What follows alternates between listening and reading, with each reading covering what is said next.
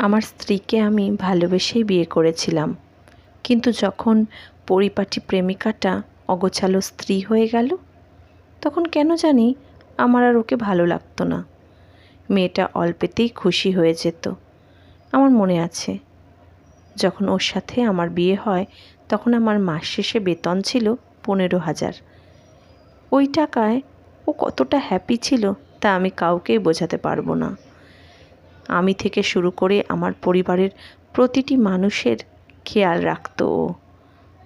আর দিন শেষে চাইতো একটুখানি ভালোবাসা, যেটা আমি সময়ের সাথে সাথে দেওয়া কমিয়ে দিলাম। আস্তে আস্তে আমার পজিশন ভালো হতে লাগলো, আমার চিন্তাধারা হলো উন্নত, কিন্তু সংসারের চাপে পড়ে ও ঠিক আগের মতোই রয়ে গেল। আমার 15,000 বেতন 30,000 গিয়ে ঠেকলো।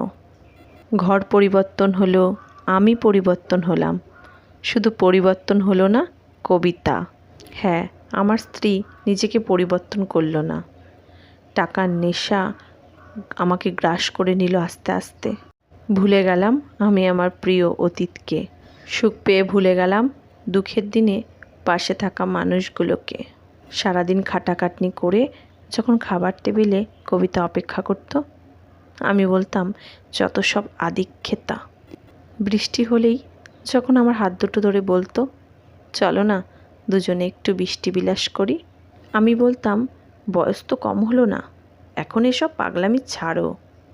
মাঝরাতে যখন পিরিয়ডের ব্যথায় কুঁকড়ে উঠত, আমি তখন নাক সিটকে পাশের রুমে ঘুমোতে চলে যেতাম। দিনের পর দিন তার ভালোবাসা বেড়েছিল আমার প্রতি, আর আমার অবহেলা। একটা সময় পর আমার পরিবারও ওকে অবহেলা করতে শুরু করলো। যার হাতের রান্না সবাই তৃপ্তি করে খেত, তার হাতের রান্না এখন নাকি ভালো হয় না। যে ওষুধ না দিলে আমার বাবার ওষুধ খাওয়ার কথা মনে থাকতো না, আজকাল নাকি সে ভুল ওষুধ দিয়ে আমার বাবাকে মেরে ফেলার প্ল্যান করেছে। একটা সময় আমাদের বাড়িতে থাকার মতো কোনো সম্বল খুঁজে পেল না কবিতা, তাই সরাসরি বলেই দিলাম, আমি তোমাকে ডিভোর্স দিতে চাই। সে সেদিন খুব অবাক নয়নে চেয়েছিল, কোনো প্রতিবাদ করেনি।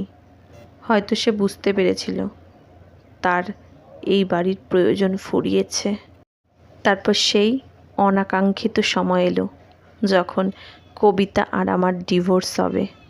সেদিনও সবটা কি সুন্দর করে মেনে নিয়েছিল, কোনো প্রতিবাদ করেনি, এমনকি খোরপোশের টাকাটাও দাবি করলো না। উকিল যখন বলল সে কেন টাকা নেবে না, তখন ও বলল যে মানুষটাই আমার হয়নি, তার টাকা দিয়ে আমি কি করব।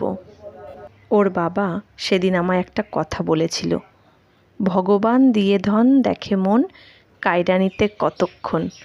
কথাটার মানে সেদিন না বুঝলেও আজ ঠিক বুঝতে পারি। 3 মাসের মাথায় মিথ্যা অপবাদে আমার চাকরি চলে যায়। বড় বোনটাকে মাঝে মাঝেই তার শ্বশুরবাড়ির লোকেরা মেরে ধরে আমাদের বাড়িতে পাঠিয়ে দেয়। বাবা ভুল ওষুধের রিয়াকশানে আজ বিছানার সাথে মিশে আছে। মা প্রায় আজকাল তরকারিতে নুন হলুদ দিতে ভুলে যায়। আর আমি উন্নত মানের সরকারি চাকরি থেকে ফুটপাতে ছোট্ট একটা ফুলের দোকান নিয়ে বসে আছি। আজ ওই কথাটার মানে বুঝলাম, ভগবান দিয়ে ধন দেখে মন, কায়রা নিতে কতক্ষণ। লুকিয়ে খোঁজ নিয়েছিলাম কবিতার। শুনেছি অন্য জায়গায় তার বাবা তাকে বিয়ে দিয়েছে। স্বামী একজন ডাক্তার, খুব সুখে আছে। খুব ভালো ভাগ্য সেই মানুষটার যার সাথে কবিতার বিয়ে হয়েছে। গেছে মাসে নাকি ওদের একটা মেয়েও হয়েছে। সে সুখের আশা করেনি, তাই তার এত সুখ।